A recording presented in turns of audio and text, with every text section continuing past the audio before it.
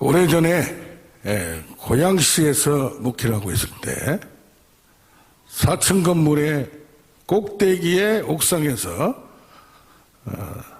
또 조그마한 한 2m 되는 그 위에 또 종탑이 12.5m가 있었어요.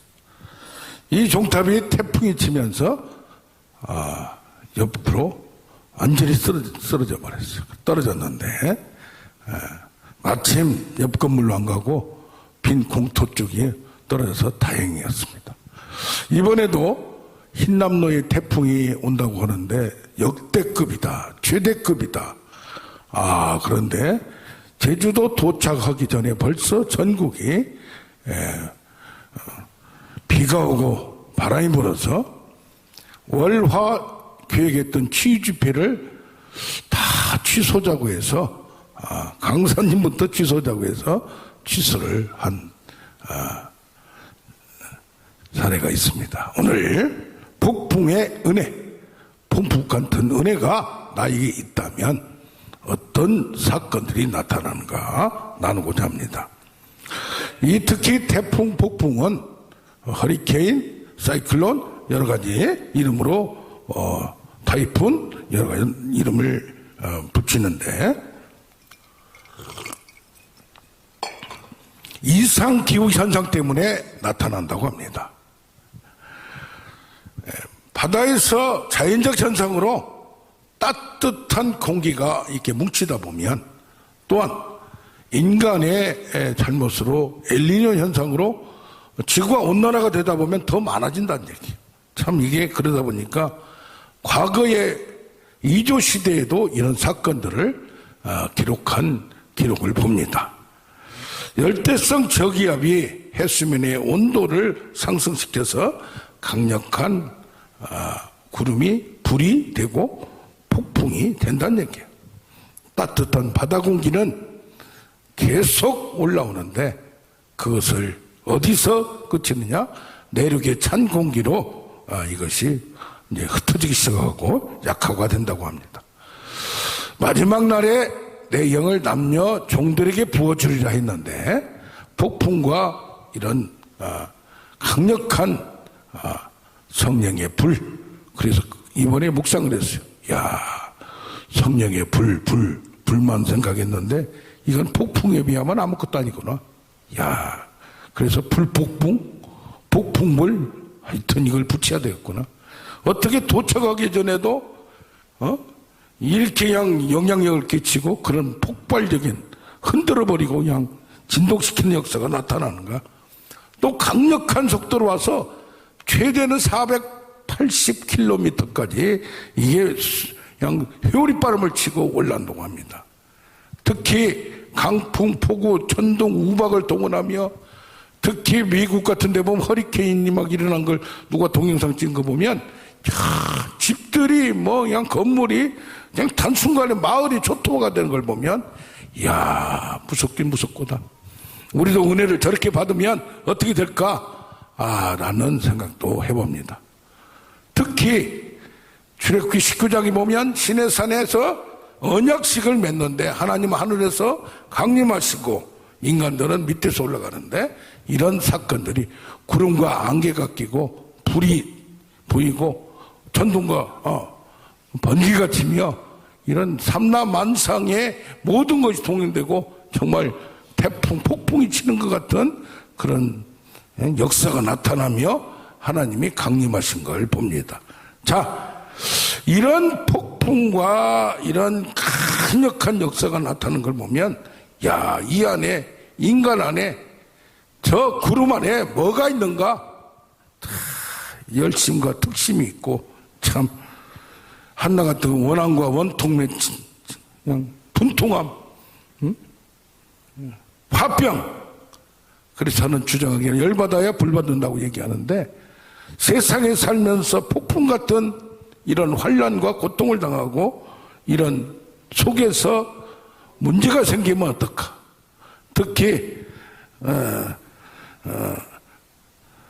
맥스 루케이도 목사는 폭풍의 눈 속에서 세상을 보다라는 책을 썼어요.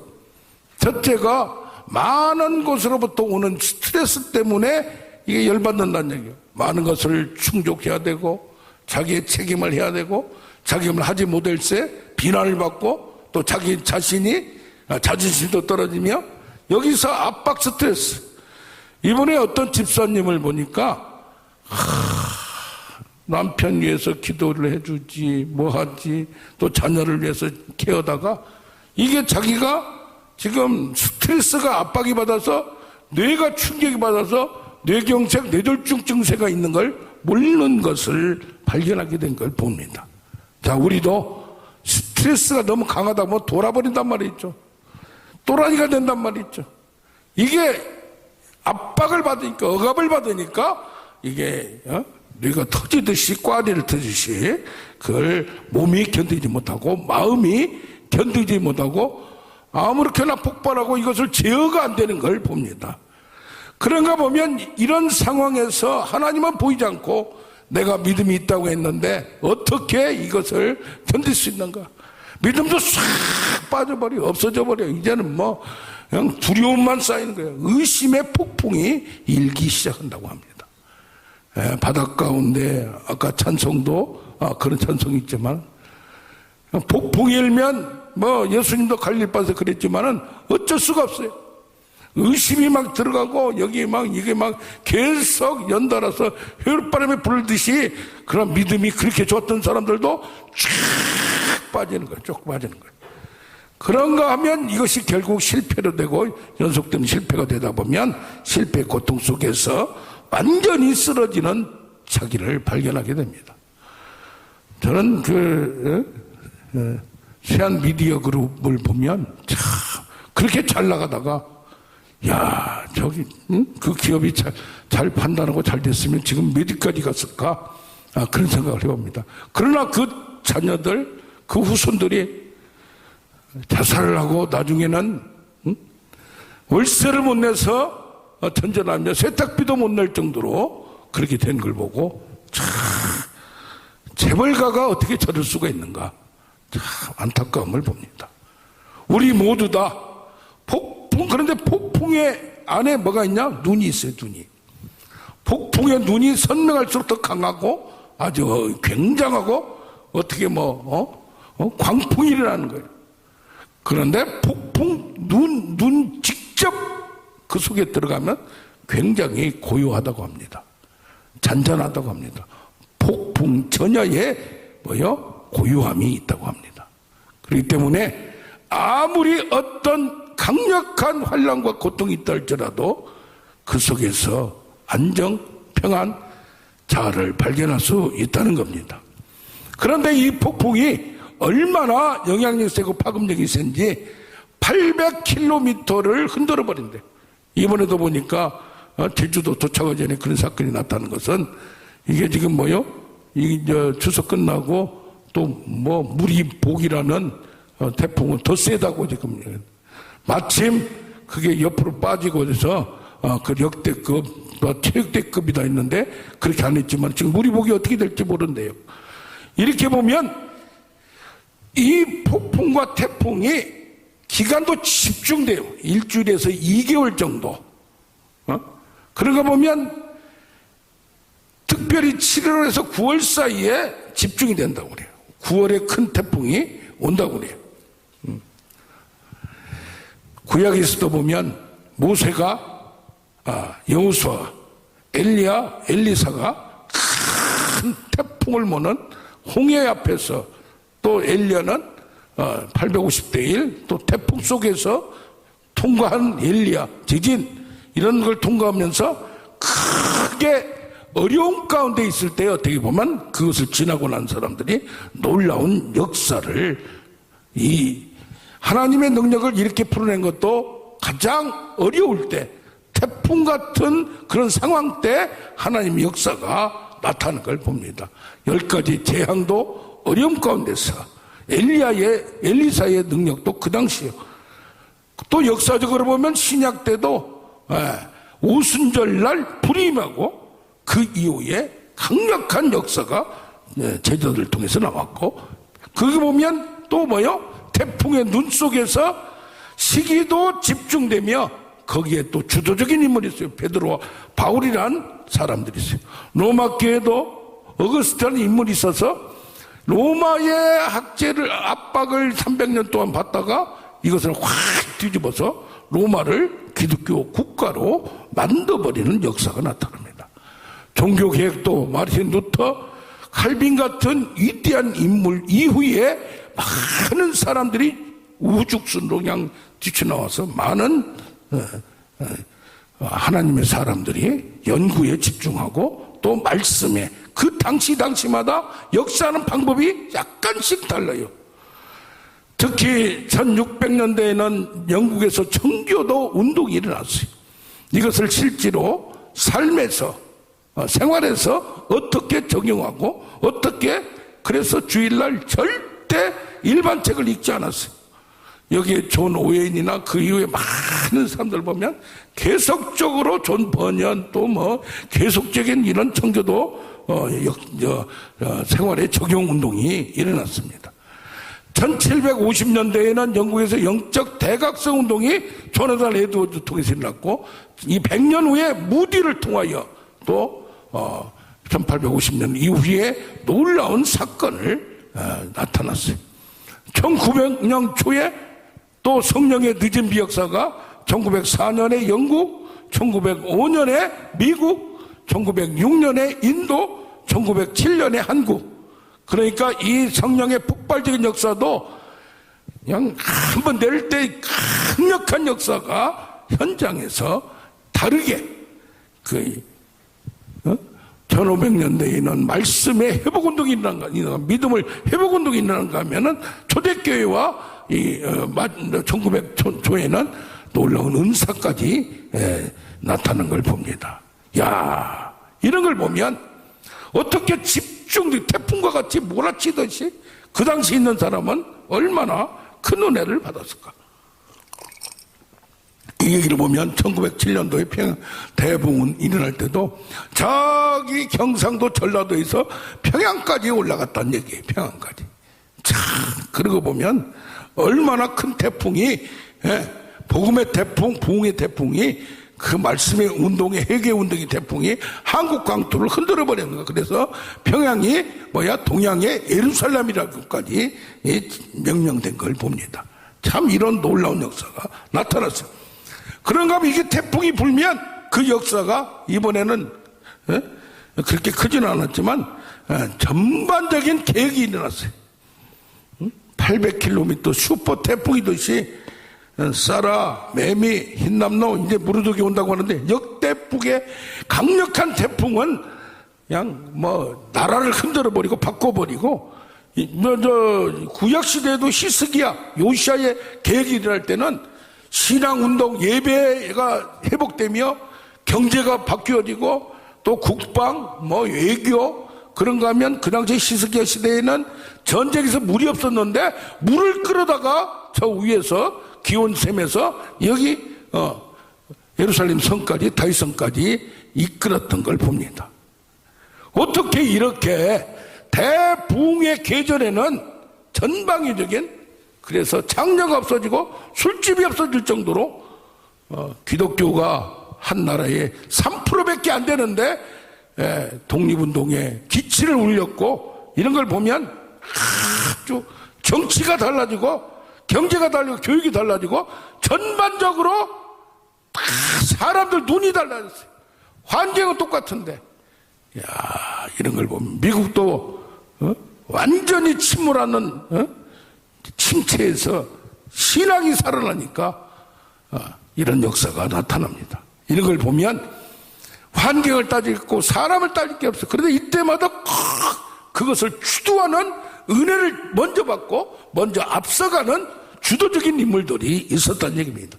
태풍의 눈 속에서 바라보는 사람, 아무리 태풍이 치고 난리가 나더라도 하나님 앞에서 은혜를 먼저 받은 사람이 있다는 얘기입니다. 우리도 이제 다 끝났다고 생각하지 말고 다시 한번 태풍의 폭풍을 일으키는 우리가 되기를 원합니다. 그래서 폭풍처럼, 파도처럼, 그냥 쓰나미처럼 다 쓸어버리는 역사가 한국으로부터 세계로 다시 퍼져가기를 원합니다. 현재 지금 가장 열기가 강한 데가 남미라고 해요. 남미. 왜? 천주교였다가 지금 브라질도 천주교가 거의 90% 이상이었다가 40%가 기독교로, 거기에 막 기적도 많이 나타나고, 베네수엘라가 세계 4대 부국이었다가 그냥 뭐 복지로 막 그냥 다 뿌리고 뭐 하면서 그러다가 뭐 있어요? 거기가 산유국이에요, 산유국. 얼마나 차별했을 때 잘했어요? 그래, 너무 뿌리다 보니까 그때 유가가 폭락을 하고 그냥 나라가 그냥 시스템이 무너지고 완전히 그냥 뭐 그냥 강도뿐이 아니라 뭐 그냥 말이 안 되는 수준까지 이런 나라가 멸망되는 것도 한순간에 그런 나라가 이렇게 빈민국으로 된 걸 보면 나라도 전체가 되는데 한 사람의 믿음의 사람으로 나를 바꾸는 역사가 나타날 줄로 믿습니다. 그런데 태풍에 순기능이 있어요. 태풍이 한번 싹 쓸어가면, 쓰나미가 쓸어가면 다 초토화가 되고 이거 어떻게 복구할까 했지만은 다시 복구를 시작하고, 이것은 또 지구를 살리는 전체를, 그 나라는 쑥대밭이 됐지만 전체 온 지구를 살리는 역할을 합니다. 그래서 우리가 고난과 연단을 통하여 큰 폭풍 같은 시험과 열풍이 있으면 그걸 잘 견디기만 하면 신앙이 성숙하고 인격이 변화되고 하나님의 역사가 더욱 갑절로 강력할 줄로 믿습니다. 태풍은 대기를 순환시켜요. 완전히 바꿔버려요. 한쪽이 뭉쳐있던 거, 찬바람끼리 따순바람끼리 그냥 분리되고 싸우고 볶고 오던 것들이 한순간에 그냥 흔들어버려요. 바다 생태계를 완전히 활성화시켜요. 그냥 태풍 하나가. 그런가 하면 에너지를 분배시키며 전 지구를 청소하고 정결하게 하는, 한번 쓸어버리는 역사가 나타나는 걸 봅니다. 그러면서 자연과 재앙의 싸움을 과학과 기술이 발전되고, 또 우리나라도 지금 내진 설계가 다 들어가가지고 건물 새로 지려면 돈이 얼마나 많이 드는지 몰라요. 그러나 사회가 든든해지고 건물도 든든해지고 바뀐 걸 봅니다. 이번에 부산과 경남 쪽에는 보니까 차수벽을 딱 해서 이렇게 딱 올리니까 2m 벽이 딱 생겨요. 그래가지고 누구 쓸어가지도 않고 죽은 사람도 없대요. 안전하다 포항이나 서울에서 도리어 문제가 생겼지, 뭡니까? 환란과 고통과 태풍 같은 이걸 겪은 사람하고 편안하고 온실에서 산 사람은 다르다는 얘기예요. 한번 태풍이, 인생의 태풍, 또 질병의 태풍, 재정의 태풍을 한번 몰고 가면 다 죽어가는 것 같아도 거기서 다시 꿈틀꿈틀 지능이처럼 일어나서 놀라운 사건을 만드는 걸 봅니다. 그럴 때 뭐가 있어야 돼요? 태풍 같은 은혜가 있으면 돼요. 은혜가 있으면. 능력을 체험하면 돼요. 은혜가 체험하면 돼요. 완전히 변화된다는 얘기예요. 기도도 말이요, 처음에는 머리로. 그러다가 뭐래요?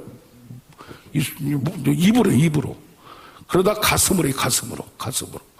그러다가 참 깊은, 그냥 저 뿌리에서 울려나오는 소리는 기도 수준이 다른, 기도 단계가 다른 거예요. 인생을 경험한 사람들은 졸싹거리잖아. 그냥 그 입에서 좀 나오는 거 가지고 기도 잘하는 거, 말 잘하는 거, 그거 수준이 아니에요. 그게 촉싹거리는 수준이 아니에요. 저 인생의 태풍, 정말로 죽음 가운데 갔다가 살아남은 사람 보면 다르다는 얘기. 이런 거 보면 모세가 그냥 모세가 누구는 방언 못하니까 모세가 능력 없다고 우리하고 다르다고 하는데, 모세는 80일을 금식한 사람이에요. 80일을 얼마나 많은 연단을 받았어요. 바울도 3년을 아라비아에서 피똥 싸는 고통을 겪은 훈련자. 설익은 은혜로 죽었다가 살아나면 교만기가 올라가지고 지가 다 막 은혜로도 받고 은사를 지 혼자만 받는 걸로 착각하는 경우가 얼마나 많아요. 말씀은 저 혼자 다 알고, 이런 것이 내가 그렇다는 걸 깨달아요. 내가 그렇다. 은혜를 조금만 받아도 그냥 세상이 잡힐 것 같고 그냥 다 쓸어버릴 것 같은 아주 촉삭거리는 수준들이 얼마나 많냐 이 말이에요. 어제 저녁에도 토론을 했지만은 참 그런 걸 조심해야 돼. 예수님은 갈릴리 바다에서 태풍이 일어나고 그런데도 잠을 자고 계세요. 그 정도 수준 돼야 되게. 우리는 그렇게는 안 되지만 그럴 때에 파도야 잠잠하라 말 한마디에 끝내버렸어. 능력이 이 정도는 돼야 돼. 이 정도. 우리는 안 되지만 우리는 마음으로라도 이 정도는 돼야 돼. 그런가 하면 태풍이 불 때 바다 위를 걸어오신 예수님, 우리의 인생의 고해 바다에서 정말로 산전수전 겪으면서 어려움 가운데서 세상을 다스리고 정복하고 그 위를 걸어가야 돼. 자유를 누려야 돼. 조금만 힘들면 그냥 푹 빠져버리고 그냥 자기 혼자 모든 죄짐을 다 그냥 모든 한 것 같고, 조금만 좋아지면 그냥 세상이 자기 것 같은 촉삭거린 수준이 돼서는 안 된다는 얘기. 그래서 어떻게 해야 됩니까? 우리는 뭔가 달려야 돼요. 예수님은 이 정도 되셨지만 우리는 안 된다는 말이에요. 그게 누구냐? 오늘 본문에서 보는 엘리야나 똑같은 거예요. 엘리야는 불의 역사를 내렸어요. 850대 1로 그냥 응답을 받고 불이 지어서 저 850들이 다 죽어버렸어요. 칼에 맞아 죽여버렸어요. 그냥. 얼마나 속 시원해요. 하늘에서 불이 내리고 불도 작은 불도 아니야. 그냥 불의 사자는 엘리야잖아요. 그래서 그런데 그 왕비 이세벨이가 말 한마디 가만두지 않겠다는 말 한마디에 푹 꺼져가지고 도망갑니다. 40일을 도망가서 거기서 나를 죽여달라고. 왜? 내가 이렇게 열심히 특심으로 전부가 불같은 소을 가지고 했는데 결과가 뭐냐는 얘기예요. 불을 내린 사람도 이렇게 푹 꺼져버려요. 왜 그렇습니까? 왜 그래요? 외형에 치중하다 보면 내면이 속사람이 강건하지 못하면 한순간에 무너진다는 얘기예요. 신학이 이건 외적인 게 아니에요. 내적인 거예요. 내적인 거. 내 안에 어떤 상황이 있더라도 열왕기하 7장에도 지금 그냥 다 죽어가도 하나님 말씀을 들은 엘리사가 있듯이 이 엘리야는 푹 꺼졌어요. 근데 그렇게 경험이 있더라도, 그런데 뭡니까? 바람이 지금 폭풍이 나서 바람이 막 그냥 태풍이 불고 있어요. 그래도 하나님은 계시잖아요. 하늘과 땅이 지진하시고 온 산천이 그냥 호렙산에서 지진이 나더라도 거기에 계시잖아. 불이 임했어요. 아니 불을 받은 경험한 엘리야가 불 가운데도 안 계셔. 근데 불 후에 어디에서? 세미한 음성. 어디에서? 자기 영혼 깊은 곳에서 세미한 작은 음성이 들렸던 얘기입니다. 세미한 작은 음성은 내 감정이 강하다든가 내 생각이 강하면 들리지가 않아요. 보이지가 않아요. 들릴 수가 없어요. 자기의 모든 것을 내려놓고 정말 경청해야 들리는 그 세미한 목소리. 내가 이 문제가 무엇 때문에 그런지 고민해서 들려오는 세미한 음성, 세미한 소리. 야, 엘리야야, 내가 어찌하여 여기 있느냐? 어찌하여 여기 있느냐? 이거 구리에서 이미 들었던 얘기예요. 항상 들렸던 얘기요. 항상 자기를 먼저 왜 여기 와 있는가를 생각해야 돼. 생각을 안 하니까 그냥 들어가면 그냥 흘려보내버리니까 거기에 뭐가 있는지를 모른다는 얘기예요. 그러면서 아까 그 소리를 구려서 들었는데 여호와 앞에서 지금 그 소리가 들려요. 내가 들었던 말씀, 내가 은혜가 되고 듣기만 하고 새로운 것만, 재밌는 것만, 마음에 흡족한 것만, 감동되는 것만 찾다 보면 깊은 게 안 들린다는 얘기예요. 그걸로 살아보고 고민해보고 같은 말을 항상 들어도 다르다는 얘기예요. 우리는 말씀을 많이 듣습니다. 그럼 새로운 것만 들으려고, 재밌는 것만 들으려고 그래요. 새로운 간증을 들으려고 그래요. 이게 뭐 자기 마음을 재밌게 하는 도구로 생각하는 거예요. 정말 죽고 사는 문제, 내가 이것을 뼈저리게 알려는 그런 간절한 소원이 없다는 얘기입니다. 자, 여기서 세미한 음성을 자세히 듣습니다. 엘리야가 해야 될 사명을 네가 다 하려고 생각하지 말고 할 것만 하라 이거예요. 잘난 척하지 말고 똑똑한 척하지 말고 할 것만 하라는 얘기. 할 것만. 내가 다 하는 게 아니야. 내가 할 수 있는 거, 나에게 맡기신 거 무엇인가 그거 먼저 알아라는 얘기. 천하를 호령하듯이 방방 떠가지고 속은 텅 빈 괭가리가 되는 경우가 얼마나 많습니까? 너 혼자 특심인 것 열심인 것 같았지만 바알에게 무릎 꿇지 않고 입 맞추지 않은 사람 7,000명이나 남아있다는 얘기. 그것들 누가 남겨? 내가 남긴다. 하나님이 남긴다는 얘기. 너에게 믿음 줬던 것도 네가 잘나서 한 게 아니란 얘기. 이런 걸 보면 참 하나님의 세미한 음성이 오늘 우리에게 들려져야 되고 들으려고 노력을 하고 해야 들려지는 것을 깨닫는 우리가 되길 원합니다. 아멘.